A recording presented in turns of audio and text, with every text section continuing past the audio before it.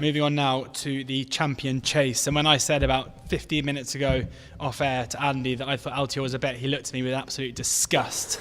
So I'm going to come to you first and tell me why at 8 to 11 you're avoiding Altior, and I think you're quite keen on Min. I just get the impression by everyone in the media and good judges that Altior's only got to turn up here and win. He is the best horse in training, probably, but it's the preparation, isn't it? And this win thing, it seems to be all good, the bounce factor. But I was excited that Andy seems to be a good judge. He is so talented. I just don't think there's as much between them as the betting suggests. I'm looking at it from a pure betting perspective. There wasn't a massive chasm between them in the Supreme novices.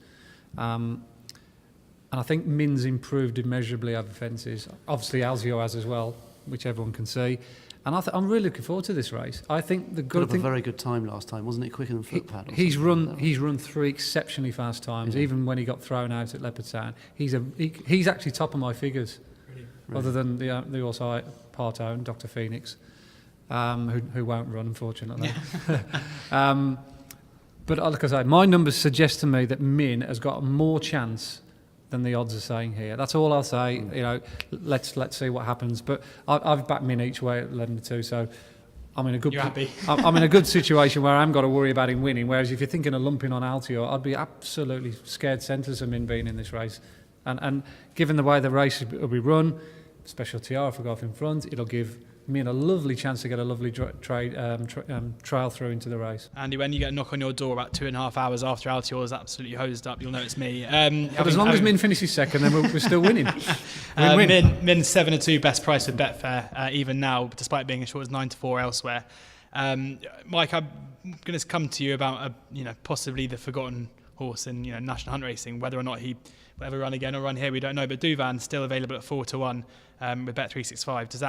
Is that interesting, or can we just not? It's not a punting proposition at the moment. It's non-runner no bet that 4-1, but I don't think I'd want to be having a bet in this race until they turned up. But for me, I want to believe everything I read, but I know how owners work, and given that Richie doesn't have a runner in the Ryanair, there's just something in my mind that tells me he's not going to want to see Min and Duvan running against each other. There's just something that I know how owners work, and given that Richie wants a runner in every race, or maybe he does or doesn't, the last thing that owners really want is to run 2 horses against each other for the sake of it. And I wouldn't be having a bet until the day. And really, I want one in the... Exactly. He's also got... You can't ride both of them, can you? And he's got undersow. He's got undersow. So there's the dilemmas there as well. They've also got undersow. But if something was to happen to undersow, say it did, who switches there? There's a lot of they've got a lot of horses to sort of jostle into position here, and I wouldn't want to be making a call now about who's going to run where. Duvan, they keep saying he's in good form, and although he's not bang on target, as long as he jumps through the hoops he's got to get through, then he's going to be running at Cheltenham's, what they keep saying. And I'd rather see, I know Richie loves Duvan so much, he's the apple of his eye in it, and to see him running against Min might just, I wouldn't be putting my house on it. They'll both run both run the Champion Chase.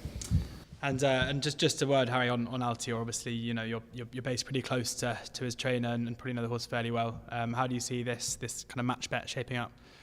Well, at the end of the day, if Altior is 100%, and he looked that way at Newbury last time, there's obviously always the worry that the wind issue and the operation and this, that and the other, but if he turns up, he's the best horse in training, and I think he wins the race. But when something's had an issue like a wind and it's had an operation, you can't, and the price is short as it is, you can't be too confident that that he's going to turn up and be the same horse, and so it's obviously it's obviously worrying, but at the same time, I think you know, the vibes from the camp are that he's A1. So, you know, you've got to believe that he's going to turn up and He do certainly his looked thing. it, you know, after that run back, you know, Nico just gave him a quick squeeze and it was away ahead of a, you know, Plutterlog, a horse who'd some thought would be able to exactly. Again, who do you, given it's basically a match bet, who would you choose if you were given the option of the two Let's say I rides? retired and I've got a mortgage on my house. I would literally put my mortgage on Altior to win. Honestly, this horse jumps. He jumps. Do you know what I mean? He's 12 out of 12 over hurdles and fences. I just can't see any negatives. He beat Min by 7 lengths in the Supreme. He's better over fences in my opinion. So I smell a Scholfield double of Bouvert Dare Altior, and it's going to I be know it's very not original, exciting but for me, Mr. he's Henderson. a proper racehorse, He is- trained he by is a awesome. master. He is awesome. And the great thing is, from Nico's point of view, if you noticed at Newbury, he was going to make the running. Sam was obviously told by Paul Nicholls to sit on his girth. So then Sam got run off with. So Nico just said, come back, took a lead. You can ride him. You don't have to ride him in a certain way, or you don't need things, whatever the scenario that So horse can versatile, cope with. isn't Yeah. he? Yeah. And, you know, horses like him don't come along with that often. And I think he'd win a Ryanair as well. Given the way we're all talking about the Henderson horses, I think we better, by the end of this podcast, look at the top trainer market, because by the looks of things, he is going to win every single race at the festival.